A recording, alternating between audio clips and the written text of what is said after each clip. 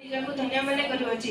1888 ମସିହା ସେପ୍ଟେମ୍ବର ମାସ 5 ତାରିଖ ଦିନ ମାନ୍ଦ୍ରାଜ ତିରୁତାନି ଗ୍ରାମରେ ଡକ୍ଟର ସର୍ବପଲ୍ଲୀ ରାଧାକୃଷ୍ଣ ଜନ୍ମଗ୍ରହଣ କରିଥିଲେ। ତାଙ୍କ ପିତାଙ୍କ ନାମ ବୀରସ୍ୱାମୀ ଓ ତାଙ୍କ ମାତାଙ୍କ ନାମ ସୀତାମା। ସେ ତିରୁତାନି ଠାରେ ପ୍ରାଥମିକ ଶିକ୍ଷା ଲାଭ କରିଥିଲେ।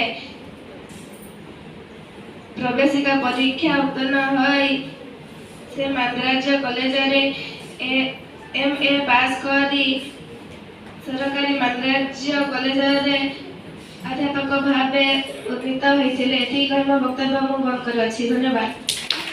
ସେ ସମ୍ମାନ ପାଇବାର ଯୋଗ୍ୟ, କାରଣ ସେ ଏକାଧରରେ ବ୍ରହ୍ମା ଅଟନ୍ତି, ବିଷ୍ଣୁ ଅଟନ୍ତି, ମହେଶ୍ୱର।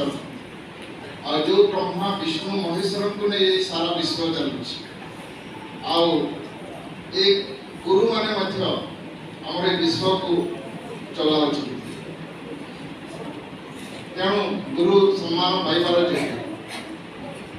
କେବଳ ବର୍ତ୍ତମାନ ନୁହେଁ, ବହୁ ପ୍ରାଚୀନ କାଳରେ ମଧ୍ୟ ଆମେ ଦେଖିଥାଉ, ଯେମିତି ମହାଭାରତ ଯୁଗରେ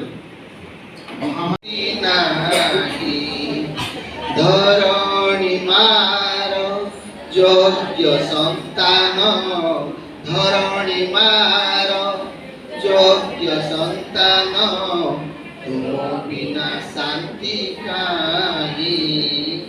ହେ ଗୁରୁ ତୁମେ ମଙ୍ଗଳମୟ, କୃପା ବିନୁ ମୁକ୍ତି ନାହିଁ।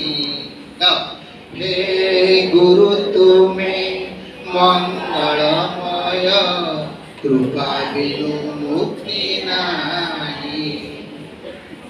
आलोक शिखार तुमे तो इंगित, तुम पाई जन्म मोहि। आलोक शिखार तुमे तो इंगित, तुम पाई जन्म मोहि। अंधार पथरे तुमे तलौड़ी, अंधार पथरे तुमे तलौड़ी। अंडाई चालुछि मो